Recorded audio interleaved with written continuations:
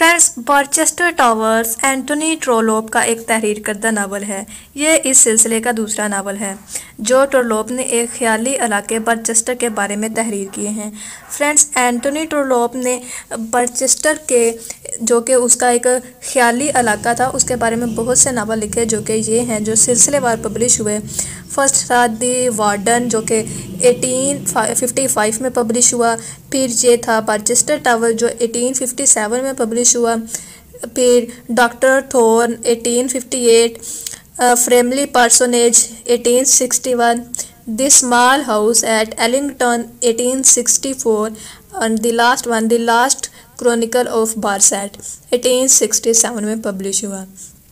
Antony Trollope के ये तमाम नावल एक ख्याली कस्बे बारचेस्टर के चर्च में होने वाले वाक़यात बयान करते हैं।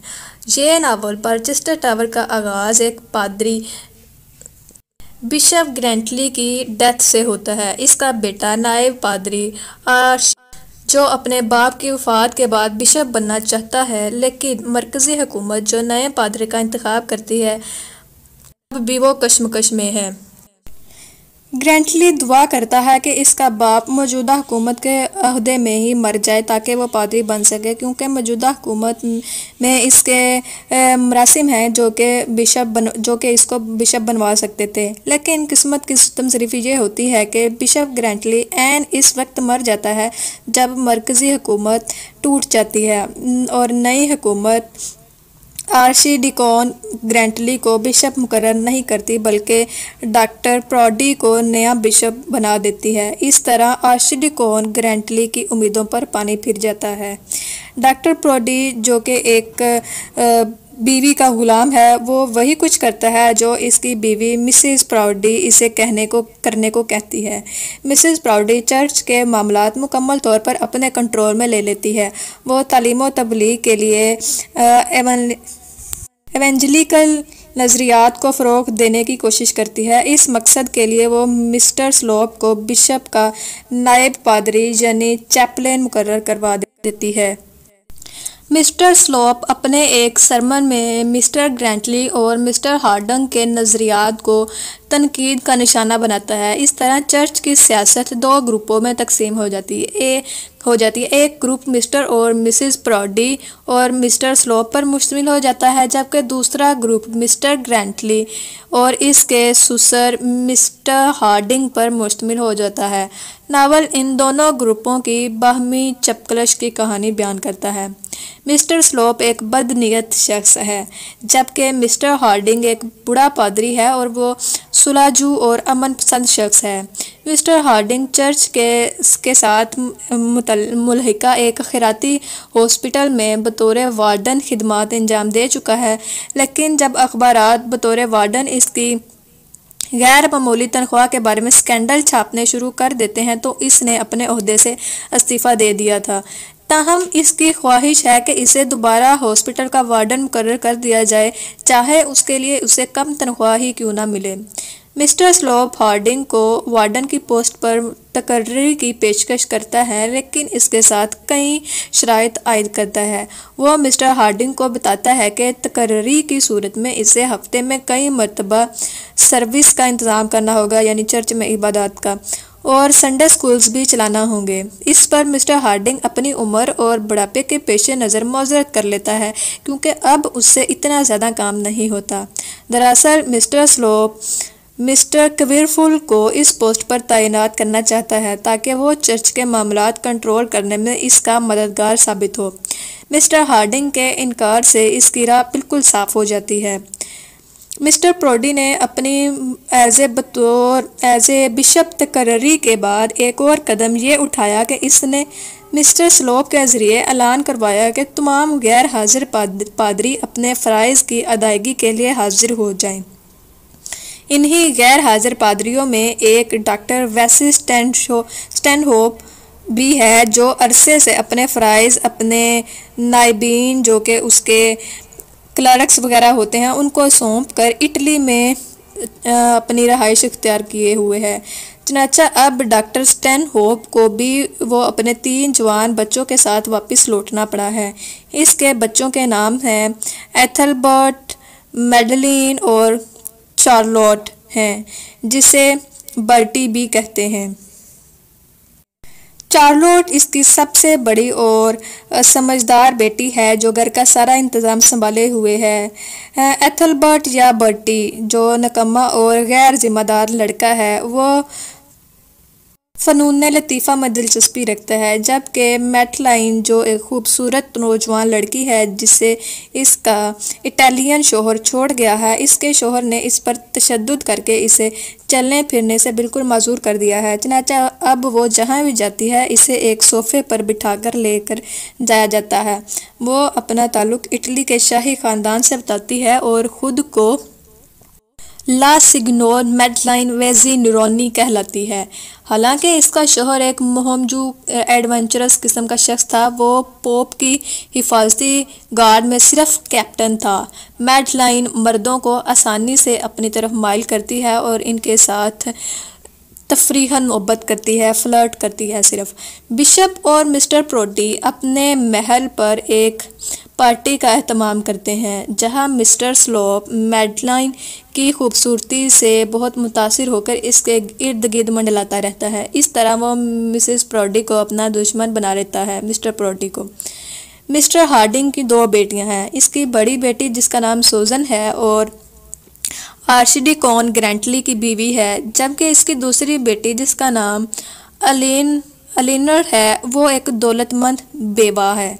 वो मरहूम जॉन बोल्ड की बेवा है। जॉन बोल्ड उसका शोहर था जो कि अब मर चुका है। वो अपने एक छोटे बेटे और अपनी sister in law Mary Bold के साथ रहती है। चूँकि मिस्टर स्लोप एक लालची और तरक्की का ख्वाहिशमंद शख्स है, इसलिए वो शादी को भी तरक्की का ज़िना ही समझता है। जब उसे ये पता चलता है कि मिस्टर हार्डिंग की एक बेवा दौलतमंद बेटी है, वो फ़ौरन उसके साथ हमदर्दी और मोहब्बत का इजहार कर देता है। चनाचा एक तरफ वो मिस्टर कविरफुल को वार्डन की पोस्ट पर तैनाती का झांसा देता है, तो दूसरी तरफ मिस्टर हार्डिंग से भी वादा कर लेता है।